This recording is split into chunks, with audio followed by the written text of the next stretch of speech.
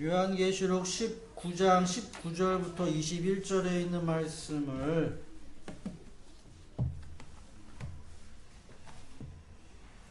다 함께 읽겠습니다. 요한계시록 19장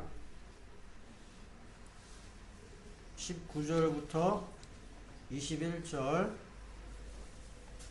그리고 지난주에 한 내용들을 여러분들이 다시 한번 생각을 하시면서 다 같이 읽겠습니다. 19절 시작.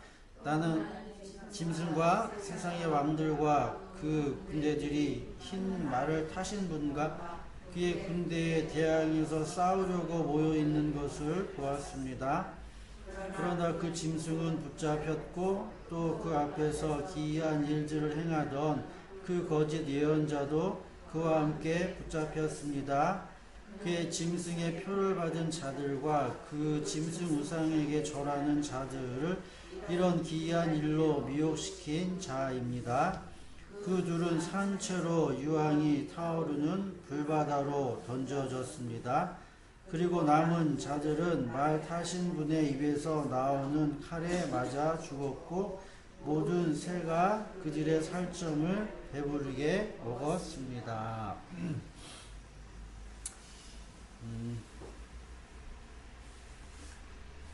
오늘도 하나님의 귀한 말씀 가운데 여러분들에게 큰 은혜가 있게 되어지길 간절히 바라면서, 먼저 제가 여러분들에게 언급하고자 하는 내용은 일단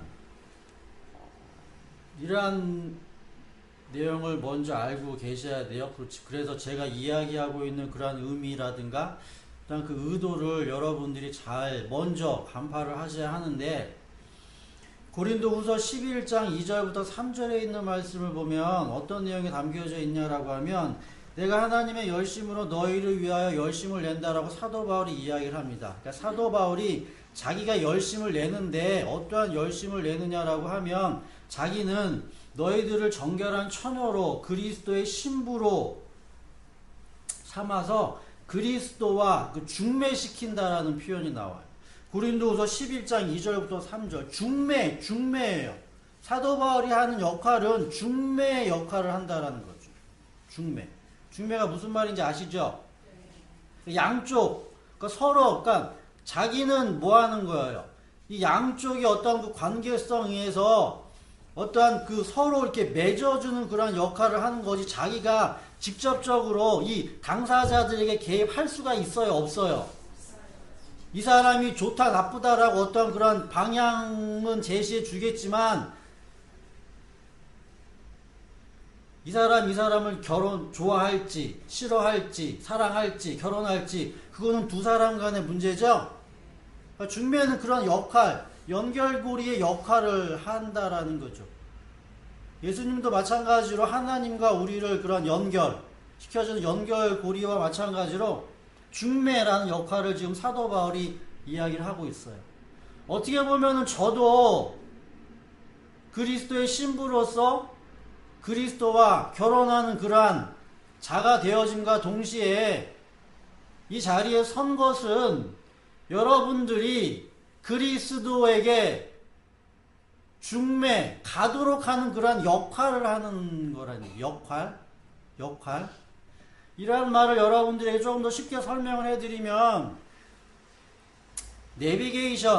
내비게이션도 중매의 그런 어떤 역할, 가이드의 역할을 하잖아요. 그죠? 정보를 제공해가지고. 자, 그럼 여러분들이 한번 생각을 해보실 때, 내가 어떤 목적지를 간다. 목적지를 가게 되어지면 내비게이션의 목적지를 찍죠. 목적지를 찍어요. 출발해서 목적지까지 가게 되어지는데, 가는 길이 하나다라고 하면 굳이 내비게이션이 필요가 없겠죠. 여러 가지 그 갈래의 길이 있기 때문에 그 길 가운데서 단시간이라든가 아니면 길을 모르는 자들에게 목적지까지 안전하게 갈 수 있도록 하는 그런 역할이 주어진다는 얘기죠. 그러면 내가 처음에 출발을 해요. 처음에 쭉 출발을 하고 가다가 모르는 길이 나오면 내가 내비게이션의 말을 뭐 하겠어요? 귀담아 듣겠죠? 의지를 한단 말이죠. 의지를 해. 근데 어느 정도 쭉 가다 보니까 요 길은 내가 옛날에 와봤던 길이라서 안다는 얘기예요. 알아가지고서는 나는 내가 아는 길로 이렇게 빠져가지고 이렇게 가게 되어지면 내비게이션의 단번에 뭐라 그래요? 경로를 이탈하셨습니다. 라고 얘기하죠. 그죠? 그러면은 내가 잘못된 거예요? 잘못된 거예요? 잘못된 게 아니에요. 잘못된 거일 수도 있고 잘못된 게 아닐 수도 있고. 그죠? 내가 잘못된 게 아닌 건 내가 내비게이션보다 길을 알기 때문에 그걸 가지고 내가 갔기 때문에 나에게는 잘못이 있다 없다? 없죠? 근데 내비게이션 입장에서는 뭐 하는 거예요? 내비게이션 입장에서는 자기 말 들어라라는 거죠? 그 입장으로 보면 잘못된 거죠. 그죠? 이거하고 마찬가지로 사도 바울이 고린도 교회를 향하여서 신랄하게 그들을 혼내요. 뭐라고까지 이야기하느냐? 너희들 구원 못 받았다까지 이렇게 한다는 얘기예요. 그러니까 여러분들이 그러한 이야기를 들으실 때 지금 상황에 대해서 그 말들을 여러분들이 오해하시면 안 된다는 얘기예요. 안 돼요. 자, 여러분들의 목적지는 어디냐라고 하면 그리스도예요. 그리스도예요. 저도 마찬가지로 그리스도에게 거기까지 가야 돼요. 가는데 지금 가는 과정이잖아. 과정에서 제가 여러분들에게 심지어 여러분들 구원 못 받았다라고 이야기하는 그 의미가 이 목적지에 있어서의 구원을 못 받았다는 그런 의미가 이야기하는 게 아니겠죠? 지금 현재 상황에서 내가 가지고 있는, 내가 알고 있는 그러한 지식, 그리고 여러분들이 알고 있는 그 지식, 그 둘의 지식을 놓고 봤을 때 뭐하다라는 거예요? 나는 틀리다라고 이야기를 하는 거죠. 마치 누구처럼? 내비게이션처럼 틀리다라고 이야기를 하는 거예요. 그럼 여러분들이 그 말을 들었을 때 화나면 안 되는 거죠. 그죠? 어떤 생각을 가져야 돼요? 내가 만약에 길을 안다. 그러면 내비게이션의 말을 뭐 하는 거예요? 무시. 내가 길을 모른다? 그럼 내비게이션의 말을 뭐 한다? 순종. 이거예요. 이거. 그러니까 여러분들의 지식에 있어서 어느 다른 사람이 이야기를 했을 때 그러한 내용에 대해서 내가 무시할 수도 있고 그거를 내가 받아들일 수도 있다는 얘기. 이해하시죠? 그게 여러분들에게 먼저 자리 잡혀야 돼요. 그래야지 어떤 누군가 무슨 이야기를 하든지 간에 거기에는 오해가 없는 거예요. 오해가 없어요. 내비게이션 보세요. 내가 아는 길 한번 딱 틀어졌어요. 경로를 이탈하셨습니다. 얘기하죠? 또 한 번 또 틀어졌어요. 그럼 바로 또 뭐라고 얘기해요? 경로 이탈했다고 계속 뭐 할 때까지? 자기 경로 맞을 때까지. 여러분들에게 제가 계속 묻는 거예요. 그래서 그 묻는 의미가 그리스도와 중매하는 그런 역할에 있기 때문에 그런 역할. 이걸 여러분들이 머리에 잘 염두에 두셔야 돼요. 염두. 그래서 우리 할머니 권사님들에게 구원 못 받았냐 이런 이야기를 했을 때 그 의미가 가지고 있는 게 무엇을 뜻하는지를 알고 계시한다는 얘기예요. 이걸 먼저 여러분들이 전제하고 있어야 된다. 전제.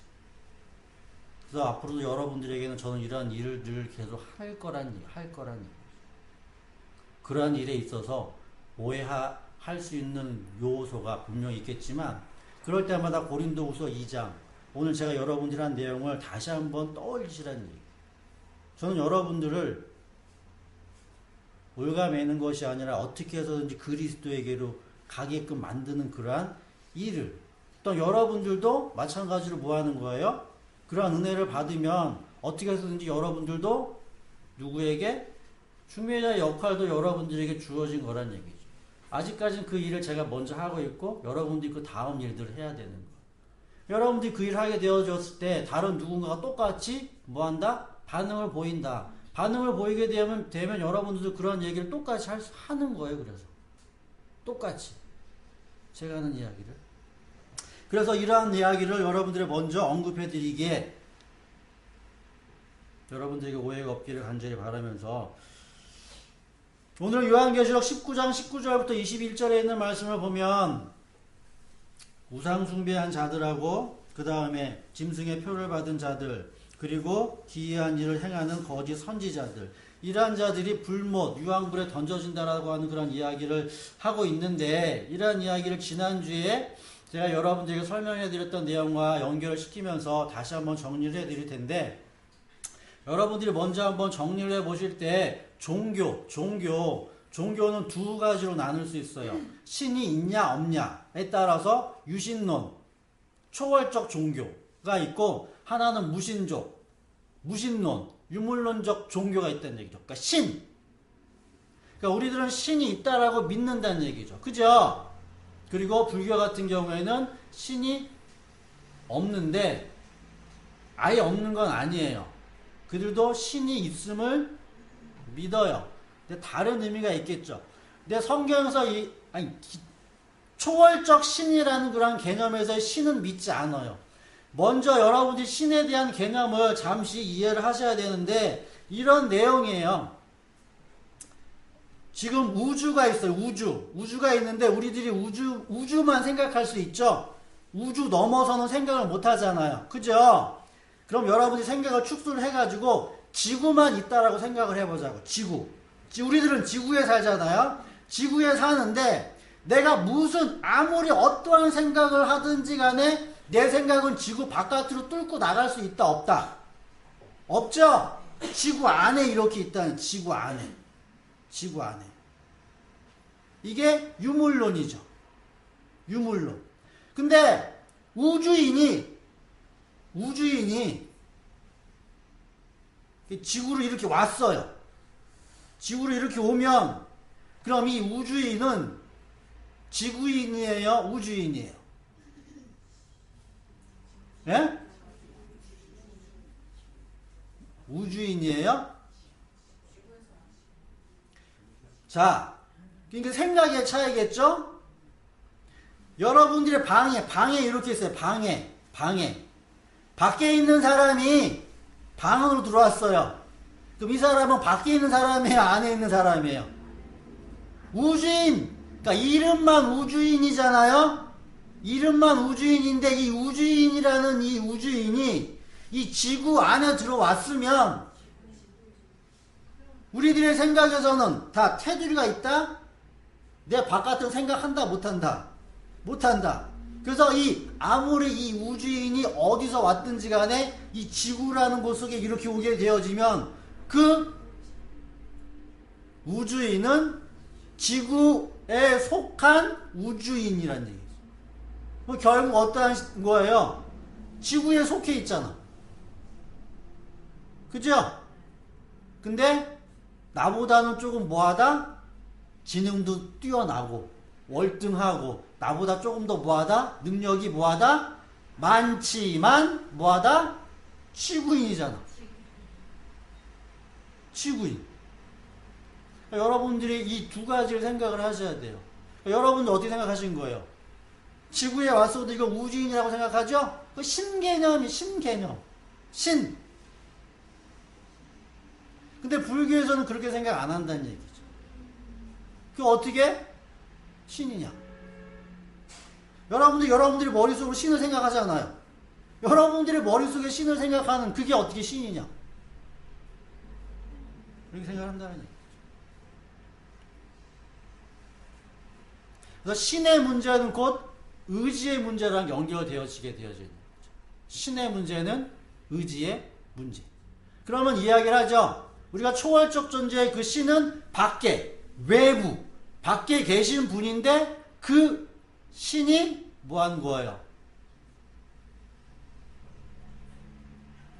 나에게 뭔가를 뭐 했다는 얘기예요? 알려줬다는 얘기죠? 뭔가 이렇게 줬다는 얘기잖아요. 그래서 그걸 신이라고 한다는 얘기예요. 신. 외부에서 내부로, 밖에서 안으로의 그러한 방향성을 가지고 있는 게 초월적인 신이에요. 신. 근데 안에서 밖으로의 신도 있어요. 안에서. 그러니까 내 안에서, 나는 인간이겠지만 내 안에 다른 나보다 조금 더 모한 우주인 같은 지구인이 내 안에 있다라고 생각을 하는 게 불교죠. 나는 연약하고 약하지만 나보다는 조금 더 모한 능력 있고 강한 다른 존재가 있지만 이건 신과 같은 존재다. 신과 같은 존재. 여러분들이 먼저 이러한 생각들을 잘 정리를 해 보시면서 그럼 여러분들이 신을 선택을 했다는 얘기죠. 그죠? 종교를 선택을 했어요. 그럼 왜 그 신을 선택을 했느냐라는 거죠.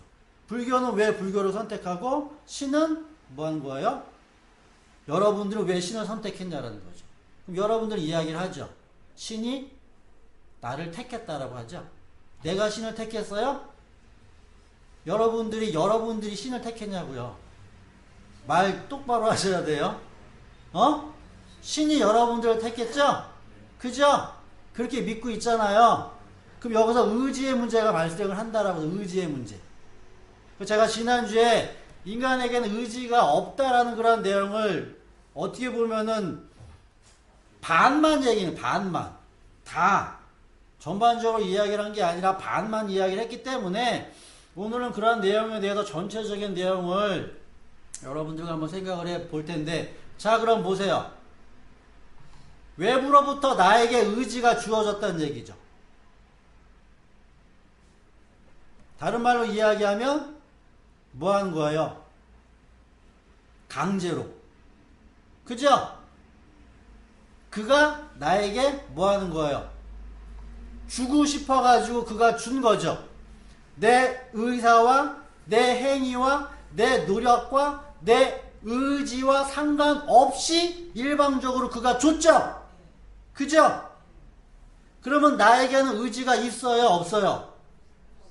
그런 문제에 있어서는 나에게 의지가 없죠. 근데 신이 나에게 은혜를 준 건 신의 의지. 내가 구원을 받았어요. 그리고 내가 하나님을 믿으면서 살아가면서 내가 사는데 내가 로봇처럼 살아요? 내가 어떤 다른 누군가에 의해 지시를 받으면서 그렇게 살아요? 누구의 의지를 가지고 살아요? 내 의지를 가지고 살죠? 여러분들은 대답 잘 하시라고 그랬어요. 자, 그러면 신의 의지와 내 의지, 자유의지라고 이야기했을 때 그 자유라는 그런 개념은 어떠한 의미를 가지고 있냐라고 하면 내가 스스로 뭐 하는 거예요? 자발적으로 움직이는 의지가 무슨 의지다? 자유의지. 강도가 나에게 칼 들이밀고 돈 내놔라고 이야기했을 때 내가 이거 돈 주는 거. 이건 무슨 의지예요? 내 의지예요? 이건 자유의지라고 이야기할 수가 없죠. 자, 그러면 신이라는 그런 존재가 나에게 구원이라는 걸 내가 싫든지 내가 좋든지 이렇게 준 건 뭐 하는 거예요? 내가 자유의지가 있다 없다? 없다. 근데 내가 예배, 내가 기도하고 내가 찬양하고 내가 말씀 보는 건 누구 의지예요? 내 의지. 그러면 이건 자유의지에 대해서 문제가 발생을 하죠. 자유라는 개념은 어떤 개념이다? 만약에 나에게 의지가 있다라고 하면 100% 순수하게 자발적 의지를 자유의지라고 얘기해요. 그럼 우리는 뭐 하는 거예요? 신의 의지도 자유의지고 내 의지도 자유의지다라는 이 양다리를 걸치고 있다는 얘기예요. 시소가 한쪽이 올라가면 한쪽은 내려가게 돼 있어요. 둘 다 올라가지는 못해요. 논리적으로 맞지 않아요. 불교는 여기에 대해서 문제 삼는다는 얘기예요. 어떻게 의지가 두 개가 있냐? 어떨 때는 신의 의지라고 얘기했다가 어떨 때는 인간의 의지라고 이야기하느냐? 그래서 거기서는 신의 의지가 아닌 전적으로 인간의 의지라고 이야기를 해요. 그럼 자 보세요. 우리는 신의 의지 따로 인간의 의지 따로 이렇게 신의 의지도 있고 인간의 의지도 있다라는 이런 양립성을 주장을 하지만 이건 논리적으로 맞지 않아요. 자유라는 개념이 있어서는. 그러니까 여러분 잘 생각을 하셔야 돼요. 이러한 문제에 있어서는 무엇이 맞느냐? 불교적인 입장이 맞아요. 자유라는 개념이 있어요. 의지라는 개념에 있어서는. 그래서 무조건 우리들의 의지에 의해서 움직이는 거예요. 신의 의지는 없어요. 없다는 얘기. 근데 여러분이 한번 생각을 해보세요. 불교의 입장이에요. 우리들에게 의지가 있는데 잘 생각을 해보니까 나라는 그런 존재가 100% 자유의지를 발휘한다 못한다. 스스로 내가 할 때도 있겠지만 강제적으로 어떠한 힘에 의해서 할 수 없을 때도 있죠. 그렇기 때문에 불교에서는 이러한 보여지는 이 나를 진짜 나로 보지 않는 거예요. 나라는 개념은 연속성을 가지고 있어야 돼요. 항상 나여야 돼요. 그러니까 자유가 있으려면 처음서부터 끝에까지 항상 자유가 있어야 되는데 이 나는 자유가 있었다가 자유가 없었다가 자유가 있었다가 자유가 없었다가 하죠. 그렇기 때문에 이 나는 나가 아니라 진짜 나가 있다라고 이야기를 하는 게 불교예요. 그게 참나예요. 참나. 내 안에. 그게 불성이고 그걸 찾는 거예요. 내 안에서 찾는 거예요. 그 의지, 진짜 자유로운 그 의지의 존재를 내 안에서 찾는 게 불교의 수행이라는 거예요. 수행. 근데 우리는 어디서 찾는다? 외부에서 찾아. 외부, 바깥에서. 근데 말이 안 되는 게 신은 자유의지. 신은 자유하죠? 신은 자유로운 의지 가운데서 그런 속성을 가지고 있기 때문에 피조물인 우리 인간에게도 자유로운 의지를 줬다라고 이야기를 함에도 불구하고 둘이는 논리적으로 맞지 않는다는 얘기죠. 요한복음 9장 1절부터 7절에 있는 말씀을 보면 거기에는 어떤 내용이 담겨져 있냐라고 하면 예수님이 길을 가다가 제자들이 물어요. 좀 맹인이 있는데 저 맹인이 쉽게 말하면 뭐 한 거예요? 장인이 된 거죠? 그럼 저 맹인이 그러면 자기가 잘못해서 그런 건지 자기 아버지가 잘못해서 그런 건지 누구 죄냐라고 물어요. 그래서 그러면 분명히 뭐다? 인과론이라는 건 인과율이라는 건 콩 심은 데는 반드시 뭐가 나게 돼 있다? 이게 인과론이에요. 인과론. 선이라는 건 반드시 선을 향하게 돼 있고 악이라는 건 반드시 악을 향하게 돼 있다는 게 인과론이란 말이에요. 그러니까 불교에서는 이 인과론을 중시 여겨요. 그래서 내 의지, 내 안에 있는 그 의지가 자유로움이라는 게 내 안에 있기 때문에 내가 선이라는 의지를 발동을 해가지고 선한 업을 쌓아야지만 선한 행위로 간다는 얘기예요. 내가 선한 의지를 가지고 있으면 반드시 뭐가 나오는 거예요? 선한 의지가 나와서 선한 행위가 되는 거예요. 근데 내가 뭐다? 악한 의지가 내 안에 있게 되어지면 나는 반드시 뭘 만들어내게 되어져 있느냐? 악이라는 걸 내가 업으로 갖게 된다라는 게 업.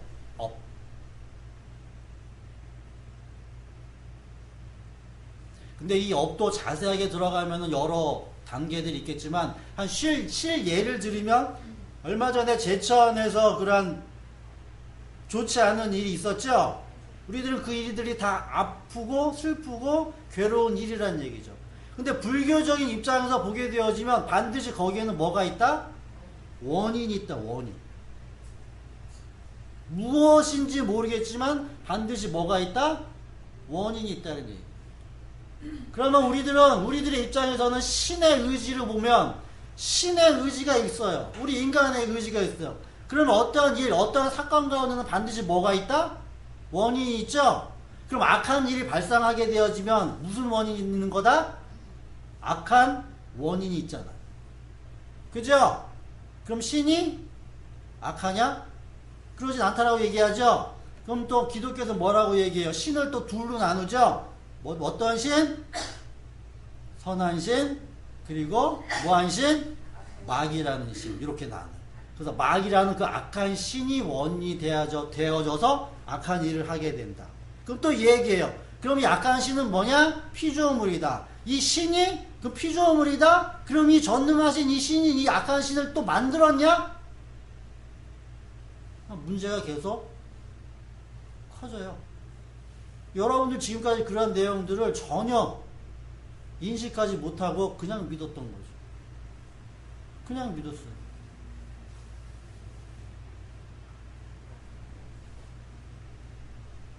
이제 그렇게 믿으면 안 돼요.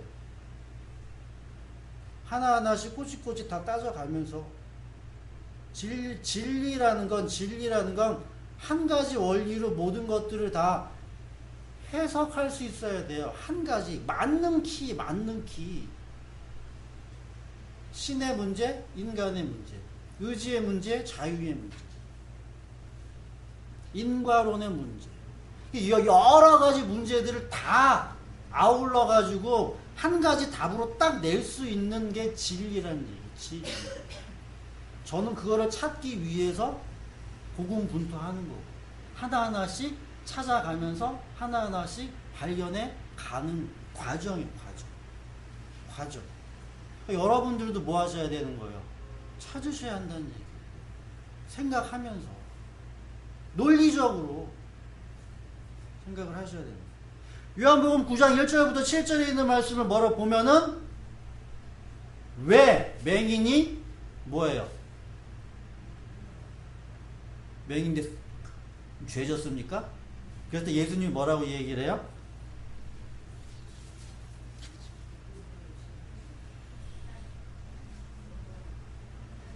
하나님의 그럼 이게 도대체 무슨 말이냐? 그럼 이 맹인이 죄가 있다 없다? 맹인과 관계 있다 없다? 없다라고 이야기를 하죠. 미가서 1장 1절부터 7절에 있는 말씀은 어떤 내용이냐라고 하면 그리고 구약의 전체적인 내용 구약에서 전체적으로 선지자들이 뭐라고 얘기해요? 하나님이 진노하신다. 뭐 때문에? 너희들 지은 죄 때문에.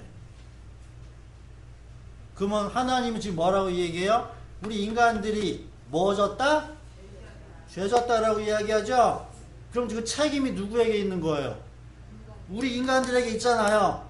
내가 죄 졌기 때문에 내가 뭐 한다? 심판받는다. 이거는 인과론이잖아요. 그죠? 그럼 요한복음 앞에서는 뭐라고 얘기해요? 그 사람이 맹인된 건 그 사람의 죄 문제는 아니다. 라고 이야기를 하고 여기에 와서는 니네들이 죄 졌기 때문에 너네들이 뭐 해야 된다? 벌 받아야 된다. 또 인과론으로 가잖아요. 또 성경이 앞뒤가 안 맞잖아.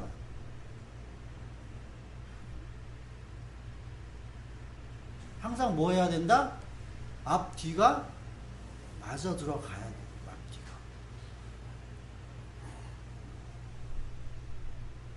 그래서 이 의지의 문제, 자유의 문제를 여러분이 다시 한번 잘 정리를 하시면서 기독교에서는 신의 의지와 인간의 의지가 다 양립할 수 있다라고 주장을 하고 불교에서는 인간의 의지만 홀로 있다라고 주장을 하는 거예요. 자유라는 것에 있어서는. 근데 여기서는 불교의 입장이 논리적으로 타당해요. 기독교는 맞지 않아요. 그럼 기독교에서 뭔가 이 자유라는 개념에 대해서 잘못 이해하고 있다는 개념. 잘못 이해. 그러한 의미에서 제가 지난번에 여러분들에게 말씀을 드린 건 인간에게 의지가 없어요. 인간에게 의지가 없는데 제가 인간에게 의지가 있다라고 얘기를 했죠. 성경에서 말하고 있는 그러한 의지와 우리들 인간이 이야기하고 있는 그러한 의지는 다르다라는 거예요. 다른 말로 이야기하면 여러분들이 쉽게 이해를 하기 위해서는 인간에게 가지고 있는 그 의지, 자유라는 것은 뱀의 지혜라고 이해하시면 돼요. 뱀의 지혜. 창세기 3장에서 들짐승 중에 가장 간교라고 이야기를 하지만 지혜가 가장 높은 짐승이 뱀이라는 얘기예요. 뱀. 그럼 이 세상에서의 지혜, 뱀의 지혜는 어떠한 지혜고 하늘의 지혜는 어떠한 지혜인지가 구분되어져야 되겠죠. 이 세상에서 있는 모든 지혜는 뱀의 지혜인데 그건 자유를 포함하고 있어요.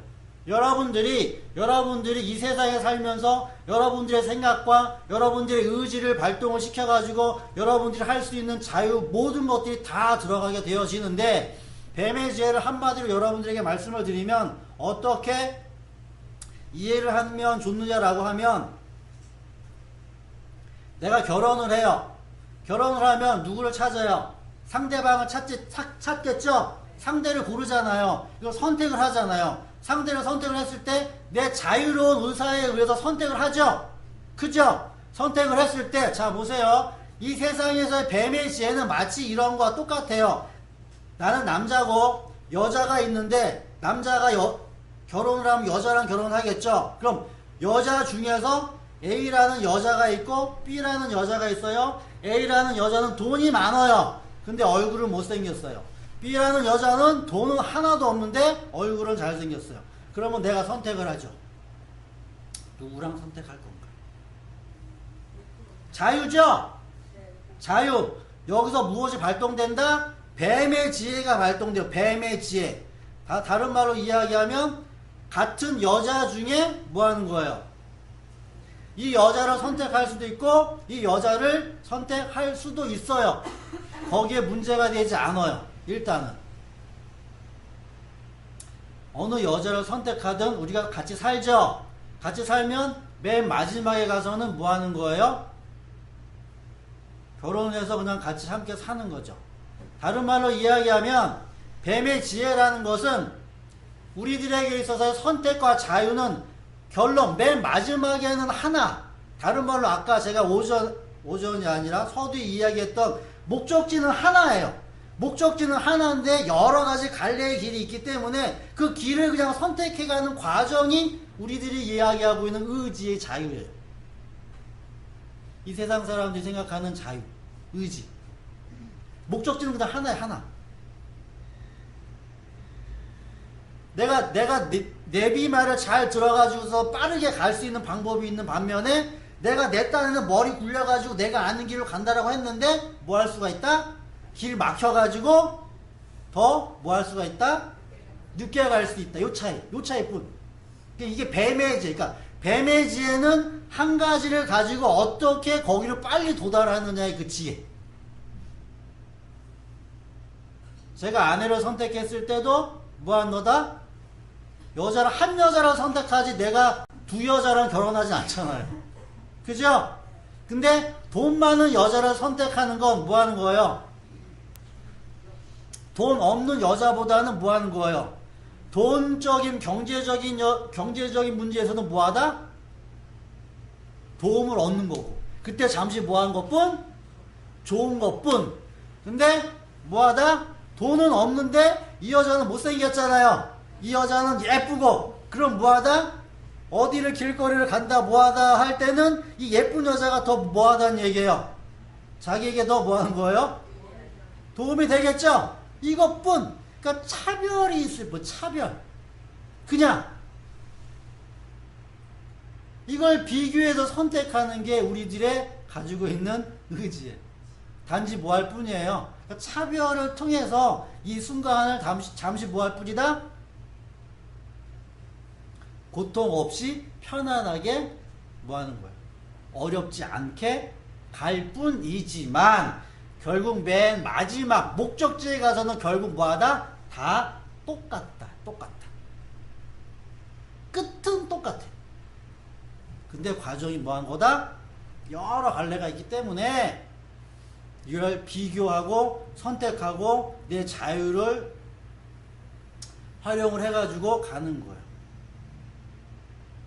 내가 불교를 선택하든 내가 기독교를 선택하든 뱀의 지혜를 가지고 내 지혜를 가지고 선택을 하게 되어지면 내가 기독교를 선택했든 내가 불교를 선택했든 맨 마지막 끝에는 종교. 이게 뱀의 지혜죠. 그럼 여러분들은 뱀의 지혜를 가지고 계시면 안 되죠? 하늘의 지혜를 가지고 계셔야 돼요. 그래서 정진을 하세요. 우리들이 살고 있는 이 세상에 있는 모든 사람들이 가지고 있는 그런 지혜는 비교예요. 비교. 같은 거를 가지고 비교하는 지혜예요. 배를 먹을까? 사과를 먹을까? 짜장면을 먹을까? 짬뽕을 먹을까? 32평 집을 살까? 50평 집에 살까? 사는 건 똑같이 집에 살고 똑같이 과일을 먹고 똑같이 같은 차를 탈. 하늘의 지혜는 맨 마지막 끝이 다르다는 얘기예요. 끝이 달라요. 그래서 내가 무엇을 선택했느냐에 따라서 그 끝이 결과가 달라지는 거예요. 그것이 우리들의 선택. 그렇기 때문에 그걸 우리들은 선택할 수가 있다 없다? 우리들의 능력으로는 선택 못한다가 되죠. 그래서 신의 개입이 있어야 한다. 그래서 끝이 다르기 때문에 끝. 내가 그 지혜를 그 지식을 안다 모른다? 그 모른다. 우리들은 뱀의 지혜밖에 모른다. 하나를 가지고 쪼개가지고 그게 다른 것처럼 착각. 근데 결국에는 맨 마지막에는 하나. 그래서 그 뱀의 지혜를 따르는 거짓 선지자들, 우상 숭배자들, 그리고 짐승의 표를 받은 자들은 이거 뱀 지혜를 따라서 간 자지. 거기는 뭐도 있다? 이적도 있고 기적도 있기 때문에. 그 과정에는 뭐가 있다? 이적이 있어요. 그 과정에는 뭐하다? 기적이 있다는 그 과정. 그걸 못 가는 거지. 근데 맨 끝에는 결국 어디다? 불못. 불못이 어디예요? 지옥이 어디예요?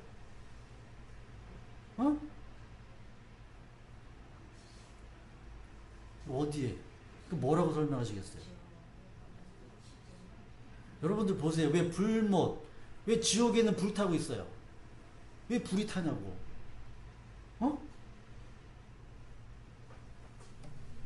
내가 목 타네. 뭐 먹어요? 지옥에는 물이 없잖아요. 물이 없는 곳을 뭐라고 얘기해요? 사막이라고 해요. 사막. 물이 없기 때문에 거기는 뭐만 있는 거예요? 그 불만이.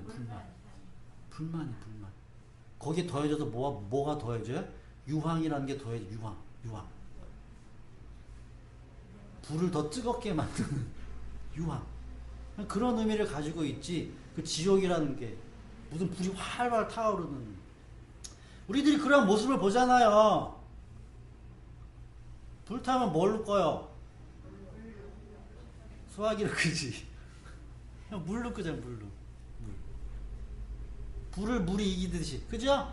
이렇게 되어진다는 얘기죠. 그래서 여러분들이 뱀의 지혜, 이 세상에서는 반드시 그렇기 때문에 뱀의 지혜가 필요해요.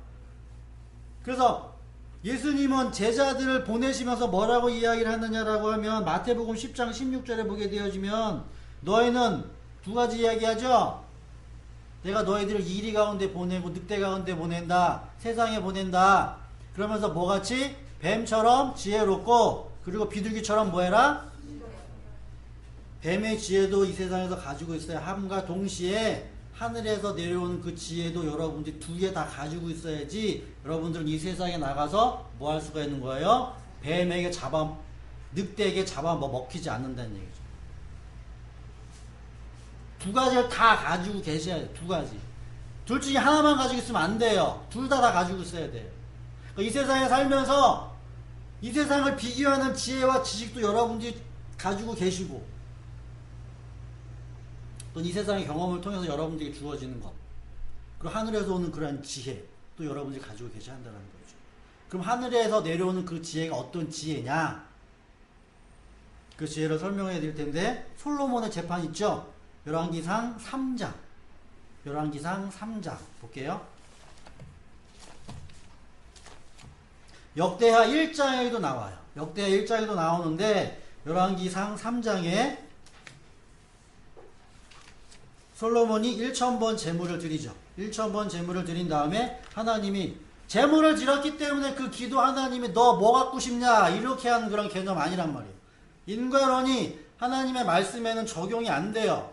그건 이 세상에서의 법칙이에요. 인과, 론. 열왕기상 3장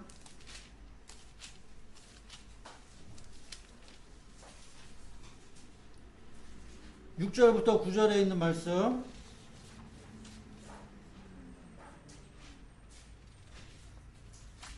열왕기상 3장 6절부터 9절. 다 같이 한번 읽어볼게요. 6절 시작. 대답하였다. 주님께서는 주님의 종이여 나의 아버지인 다윗이 진실과 공의와 정직한 마음으로 주님을 모시고 살았다고 해서 큰 은혜를 베풀어 주시고 또 그 큰 은혜로 그를 지켜 주셔서 오늘과 같이 이렇게 그 보좌에 앉은 아들까지 주셨습니다. 그러나 주 나의 하나님 주님께서는 내가 아직 어린 아이인데도 나의 아버지 다윗의 뒤를 이어서 주님의 종인 나를 왕이 되게 하셨습니다. 나는 아직 나이가 들어오고 나는 하는 처신을 제대로 할 줄 모릅니다.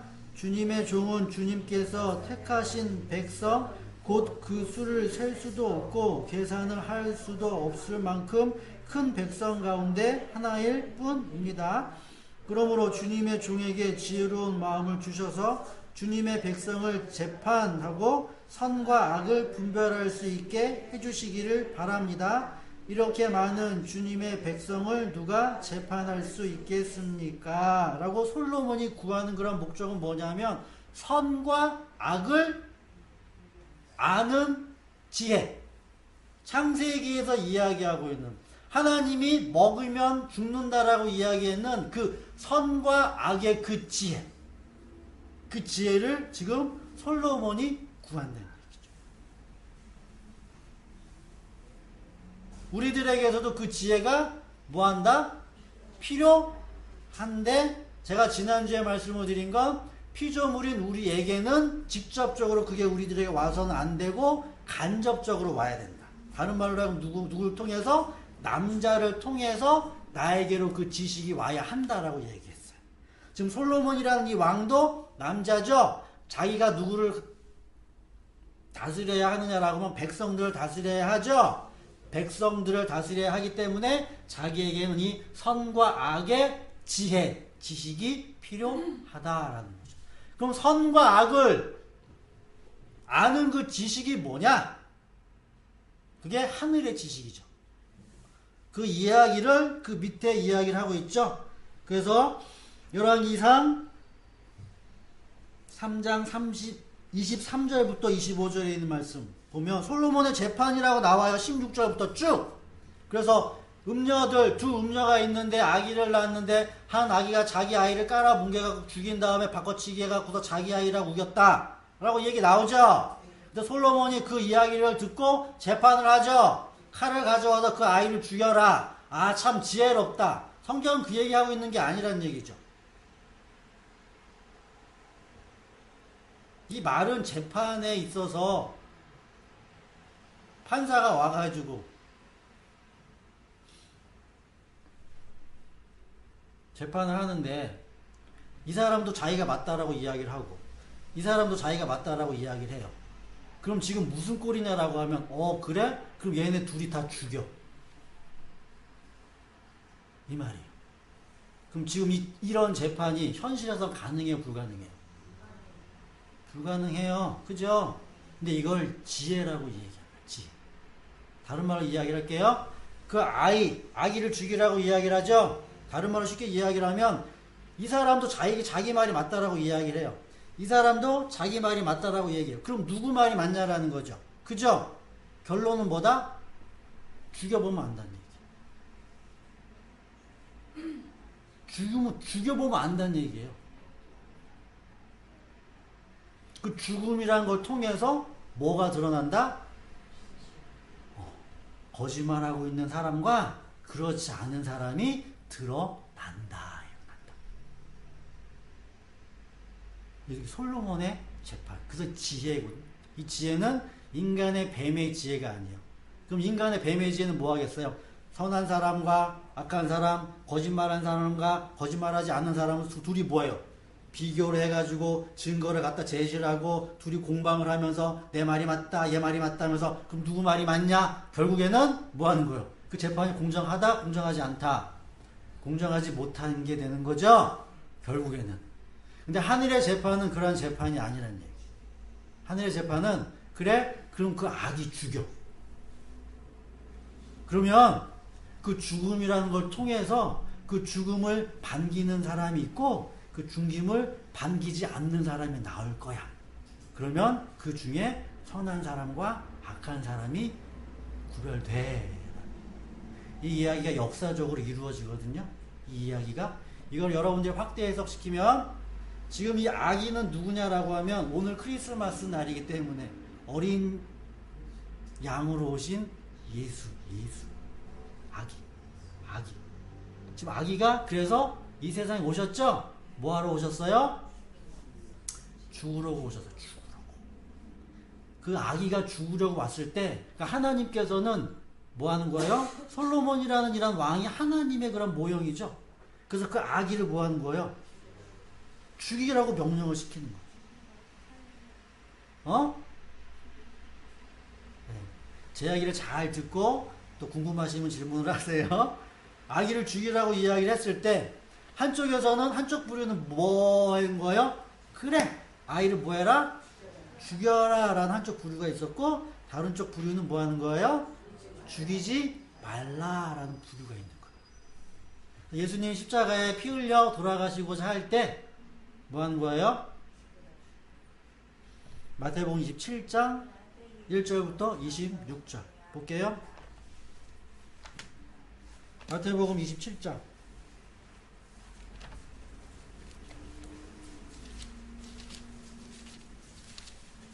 1절부터 26절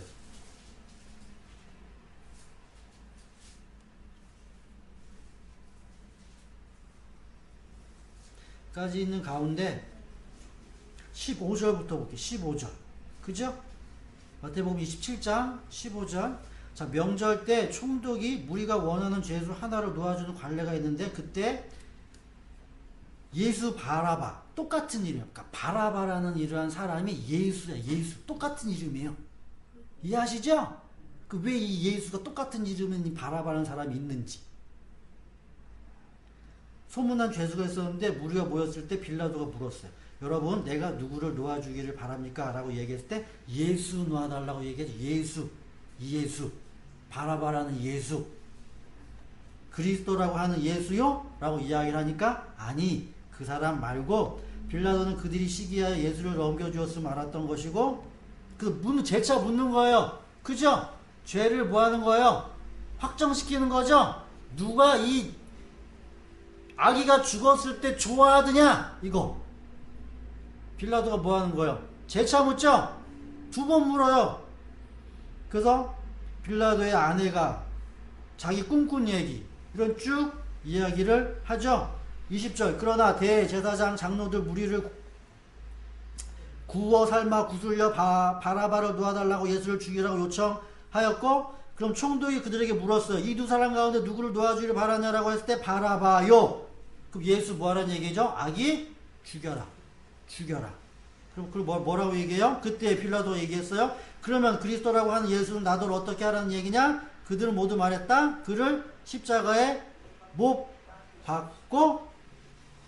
그럼 이 사람은 정말 나쁜 사람이냐? 더욱이 소리 높죠? 십자가에 못 박아라. 그리고 25절. 온 백성이 뭐라고 얘기해요?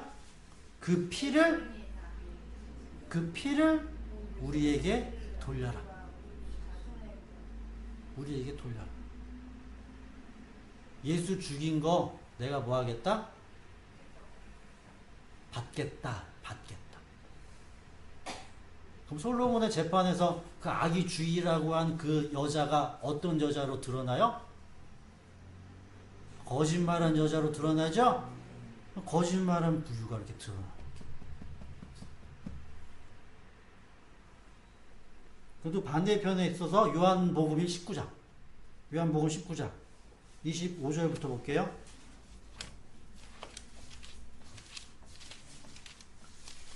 요한복음 19장. 25절. 똑같은 이야기를 해요. 똑같은 이야기를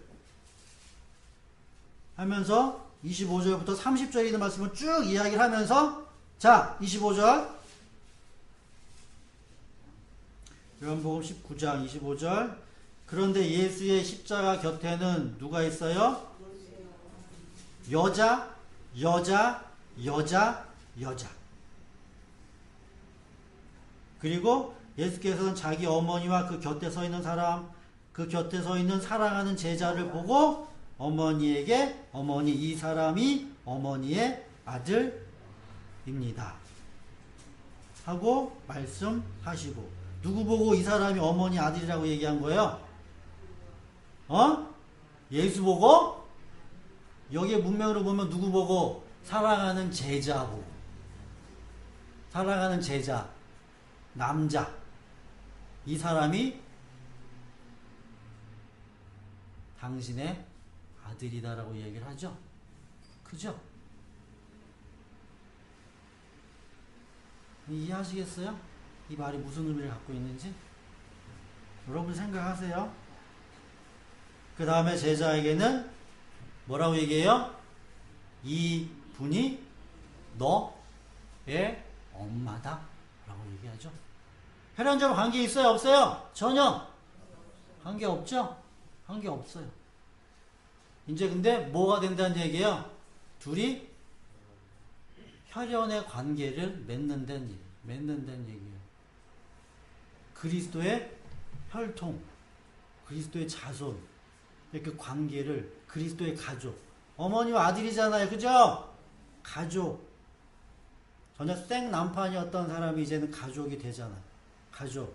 예수가 죽으심으로 말미암아. 그래서 여기 내용들을 보면 예수가 죽을 때 뭐한 사람들이 이 사람들은 예수 곁에 있었던 사람들. 곁에 있었던 사람들. 이 지혜는 그래서 저는 이야기를 할 수가 있어요. 우리 안에서 나오는 지혜가 아니다라는. 이 지혜는 외부로부터 우리들에게 주어져야 하는 지혜. 신이 그래서 저는 있다라. 있어요. 그래서 결론적으로 여러분들에게 말씀을 맺는다라고 하면 이 의지의 문제에 있어서 이 세상에서 이야기하고 이 세상의 사람들이 알고 있는 그런 지혜는 뱀의 지혜밖에 없어요. 뱀의 지혜. 가장 최고의 지혜. 최고의 지혜. 그래서 아무리 이 세상에 사는 사람들이 가장 많은 지식을 가지고 있다라고 하더라도 그 지식은 뱀의 지식을 통해서. 뱀의 지식은 뭐 하는 지식이다? 비교하죠? 비교하는 것에는 무엇이 생겨요? 차이가 생겨요. 비교하면 반드시 차이가 생긴다는 얘기예요. 내가 짜장면을 먹을지 짬뽕을 먹을지 그 순간에 있어서는 약간의 짬뽕이 더 짜장면보다 떨어진다라고 했을 때 이거 선택하는 거. 차이! 이해하시죠? 그 차이가 뭘 만들어 이 세상에는. 그래서 계급을 만든단 말이에요. 계급. 높고 낮음을 만든단 말이에요. 그 비교라는 걸 통해서. 얼굴 잘생겼다! 얼굴 뭐하다? 못생겼다. 그러나 결국에는 뭐하다? 얼굴이잖아. 근데 우리들은 그거를 뭐한다? 비교를 할 수밖에 없는 우리들이죠. 우리들은 그렇게 뱀의 지혜를 가지고 살아요.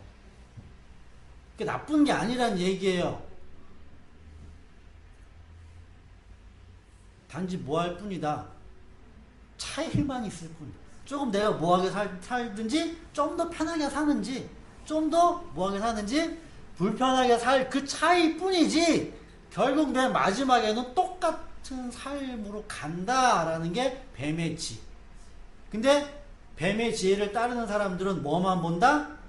맨 끝을 보는 게 아니라 그 중간의 과정 여기만 보. 여기만. 자기 앞에.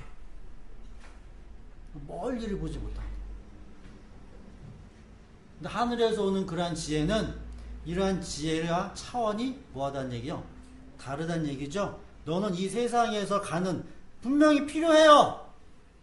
차이를 통해 가지고서 좀 더 편하게 살고 싶고 좀 더 좋게 살고 싶고 좀 더 낫게 살고 싶은 그런 마음이 우리에게 있음에도 불구하고 그 마음을 쭉 끌고 가면서 맨 마지막을 뭐 한다는 얘기예요? 보여준다는 얘기. 맨 마지막에는 뭐하다? 양 갈림길이 있다는 얘기. 맨 끝에는 전혀 뭐 할 수 없는 여기서 저기로 갈 수가 없고 저기서 이쪽으로 그런 곳이 있다. 그곳이 어떤 곳인지 아냐? 묻죠? 죽으면 안다. 죽으면 안다. 내가 죽게 되어졌을 때 가장 뭐하다는 소리가 나와요? 정직한 말을 하는 소리가 나와요. 지금은 그래서 아니겠죠? 사도 바울은 뭐라고 얘기해요? 나는 그래서 날마다 죽는다. 성경에서의 진리는 죽음이에요. 저는 그 기준 하나 딱 가지고 있어요. 모든 원리가 죽음 하나로 돌아가요. 죽음 하나.